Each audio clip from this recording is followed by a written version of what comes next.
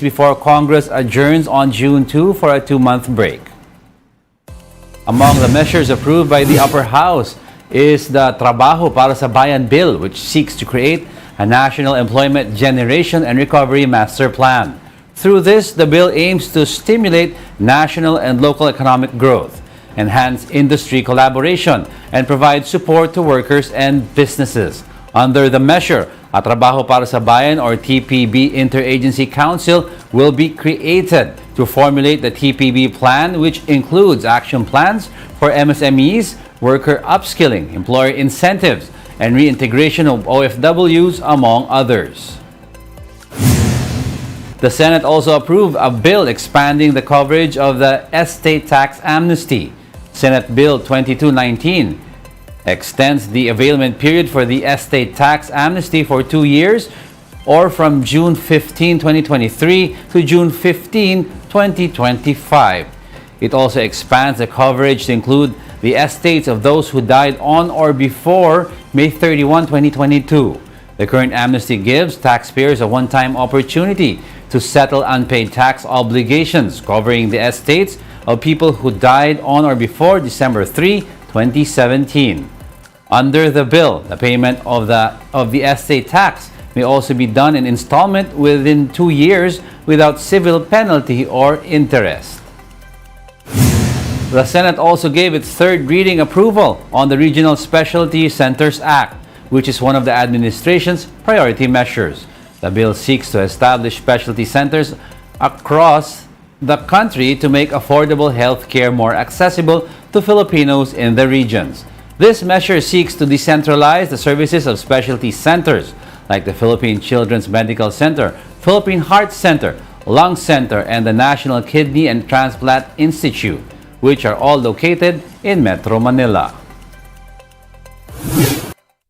National Treasurer Rosalia De Leon says the government is not inclined to issue new catastrophe or cat bonds. De Leon told Business World that they are now working with the Budget Department on insurance of schools and hospitals. They aim to provide necessary funding for rehabilitation of these strategically important assets when damaged from natural hazards. In 2019, the World Bank issued 3-year catastrophe-linked bonds on behalf of the Philippines, which functions like insurance. Analysts said the government should utilize other risk transfer mechanisms amid the impact of climate change on the country. These include green bonds, carbon credits, climate insurance, sustainability-linked bonds, and climate derivatives. An agricultural group has slammed the Agriculture Department for the delayed implementation of the suggested retail price for onions. Samahang Industriya ng Agrikultura Executive Director Jason Cainglet told the Philippine Star that the delay only benefits the cartel and traders. The SRP was supposed to take effect on May 22, following an agreement during a consultation by the DA with various stakeholders. DA spokesperson Rex Estoperez earlier said the SRP announcement was premature since the official memorandum order was not yet issued. According to Estoperez, DA Senior Undersecretary Domingo Panganiban has yet to sign the draft order on the matter. If approved, the SRP for red onions will be set at 150 pesos per kilo and 140 pesos per kilo for white onions. We'll be back with more stories after the break. Keep it here on One News.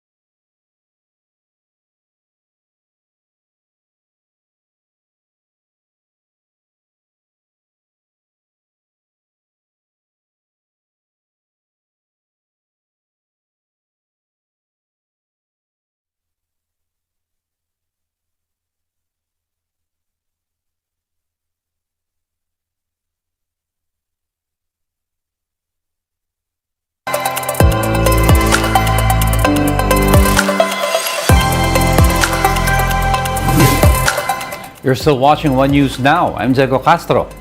Heavy rains have begun to pour over provinces in the far north of Luzon as Typhoon Betty crosses the sea east of Batanes. Because of this, residents in some towns in Cagayan have been ordered to evacuate. Reporting live on the ground, we have Mon Gualvez with the rest of the story. Mon, what does it look like right now in Cagayan?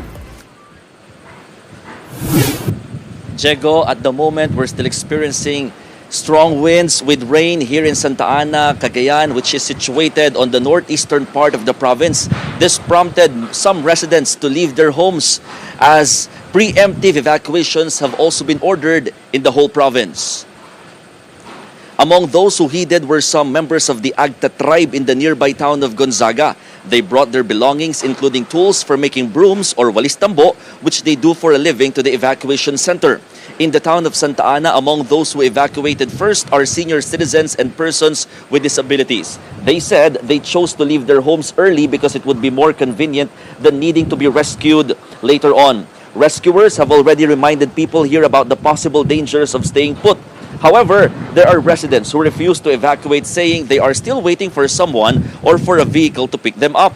Because they don't want to leave, they just tied parts of their home to prevent them from being blown away by the wind. Actually, strong winds like this aren't new to them, according to authorities here in Cagayan. But the danger is when high tide coincides and the three rivers connected to the Sierra Madre all overflow. The Santa Ana LGU said they have long wanted to dredge or desilt the rivers, but they're brought down by critics and environmentalists. At the moment, classes in all levels remain suspended here in the town of Santa Ana, as well as in Santo Niño, Gonzaga, Claveria, Pamplona, Santa Pracedes, Alcala, and Gataran. While in Tuguegarao City, classes are suspended up to senior high school.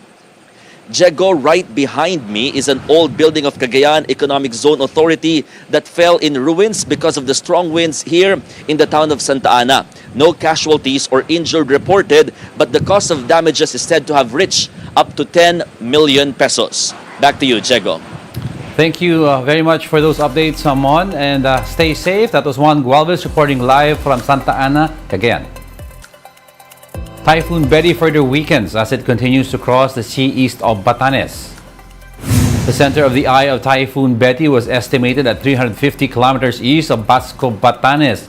It has strength of up to 150 kilometers per hour and gustiness of up to 185 kph. Due to inclement weather, classes in several areas have been suspended. With this, Typhoon Betty is currently moving northwestward at 10 kilometers per hour. The typhoon is forecast to generally move slowly.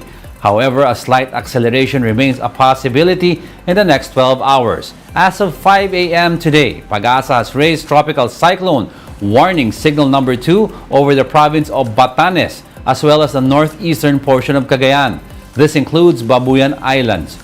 Meanwhile, signal number 1 has been raised over the rest of mainland Cagayan and the province of Apayao. Under the same warning signal are portions of Isabela, Ilocos Norte, Kalinga, and Abra. Some provinces are also forecasted to experience rains brought about by the southwest monsoon or habagat tomorrow. These include Batangas, Occidental Mindoro, and Antique. Habagat-induced rains are also expected to fall over provinces like Ilocos Norte, Ilocos Sur, Batangas, and Antique starting Wednesday night. Typhoon Betty is expected to be downgraded to a severe tropical storm before the week ends. Nakikita po natin sa ating latest analysis na maaari itong lumabas or lalabas ito ng ating area of responsibility by Friday. And also, nakikita din po natin na mataas yung tsansa na patuloy ngang hihina itong si Bagyong Betty. And by late Thursday or early Friday ay posible na lamang po itong maging severe tropical storm. And throughout ng forecast period natin, hindi rin natin inaalis yung possibility na mas magiging mabilis pa yung paghina nito due to unfavorable environment. The effects of Typhoon Betty has prompted Cebu Pacific to cancel some flights today, May 30th. These include flights from Manila to Kawayan in Isabela and Coron in Palawan, as well as flights from Cebu to Coron. Also canceled are flights from Manila to Lawag, Masbate, Naga, San Jose, and Tuguegarao. 2 flights from Manila to Taipei and back to Manila were also canceled. And that's it for this hour. I'm Diego Castro. Join us again at 11:15 a.m. We are One News. All sides, all the time.